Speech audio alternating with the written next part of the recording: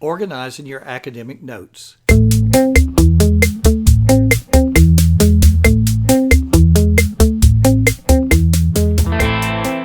This post is the second in a series about note-taking.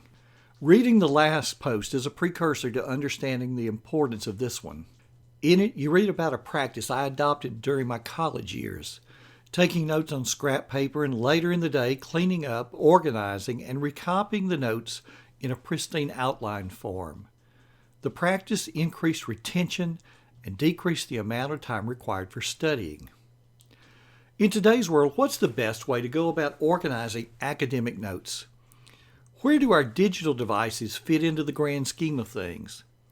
From reading the last post, you know my bias is toward pencil and paper as being the best tool for trapping information in the classroom. When it comes to organizing those notes and the related class material, the story changes. Analog input, digital organization. When it comes to organizing those notes once the class session is over, the power of technology helps ensure correct spelling, provides for easily searchable notes, and allows easy insertion of already existing digital material into those notes. When you want pristine, nothing beats a digital device for being able to insert, reword, reformat, etc. You eliminate the need for the sentence scribbled in the margins or the phrase marked through in a paper notebook. As you augment the class lecture with thoughts from the text, a PowerPoint the professor sent to the class, or a reference from the web, the power of copy and paste makes the process easy. The first decision to make is whether you're going to use a productivity suite such as Microsoft Office, or whether you're going to use Google Drive. The institution or the professor may drive that choice. If the professor is making available related resources in Word, Excel, and PowerPoint, then Office is the logical choice. If these materials are being shared in Google Docs, Google Sheets, and Google Slides, then using Google Drive becomes your choice. Start by creating a folder called Current Classes. Inside it, create a folder for each class. Create one folder and name it Current Projects. The Current Projects folder is a place to store assignments which are works in progress. Simply opening the folder gives you a clue as to what papers or other assignments are in progress but still need work. When you complete an item in that folder, you'll move it to the folder for that class. Inside the folder for each of your classes, create 3 folders. The first will be called Class Notes. You will visit this folder after every class meeting. This is the place where you'll take the hand-scribbled notes from class and turn them into a logical work of art that will pay dividends when you study for the test, your final, or your graduate-level comprehensive exams. I recommend one file for each large block of time. Don't create a new document for every class meeting. Group at least one unit together as a single document. After the next class meeting, come back to this document and add to it. Print the pages which have changes, hole punch them, and put them in your binder. When you go to class, you'll have a set of neatly typed notes. If the class is divided into quarters, you might want to take one document for each of the quarters. In many cases, one document for the entire course will suffice.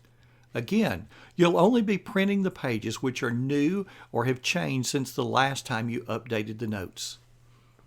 Second, you'll have a folder called Homework.